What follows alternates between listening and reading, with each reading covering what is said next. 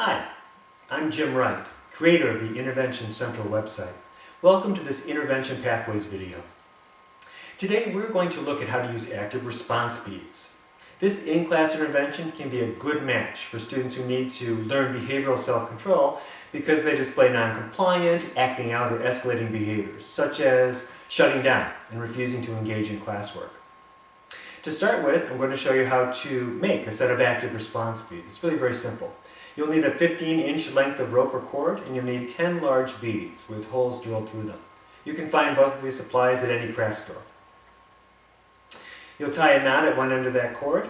You'll string those 10 beads onto that cord, and then you'll tie off a knot at the other end of that cord. Voila! Your set of active response beads is ready. Students use active response beads whenever they become emotionally upset and really need to calm down. So, let's look next at the steps to this intervention. Step 1. The teacher sees that that student's becoming upset and directs that student to use those active response beads.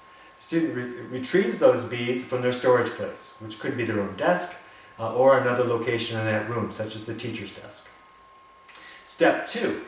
The student follows these cool-down active response bead procedures. The student puts their head down on the desk and then begins counting down slowly from 10 to 1.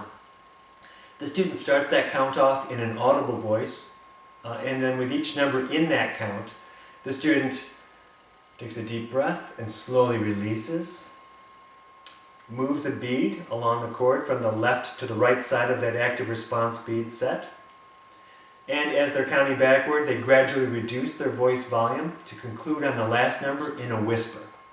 So that's the calming phase of this intervention. Step 3, when finished, the student puts away the active response beads, either back to their own desk, returning to the teacher, or wherever they go. Step 4, that teacher assists the student to quickly resume the current lesson or activity. While helping the student to rejoin the group, the teacher also makes sure to praise that student, both for following the response beads procedure and for quickly putting away or returning those beads at completion.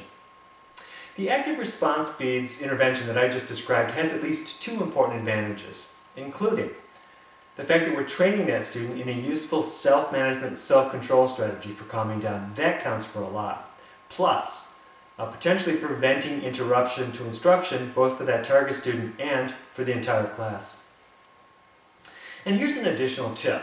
If you have students who are unwilling to use a set of active response beads or find them to be too distracting, you can instead tape to the student's desk a series of desk dots, like those that you see here. The student follows the same calming procedures that we just described as they count back from 10 to 1. On each number, however, instead of moving a bead, the student touches the corresponding desk dot. Well, that's it for this Intervention Pathways video. You can read more about how to use active response beads by going to my website, interventioncentral.org/videos.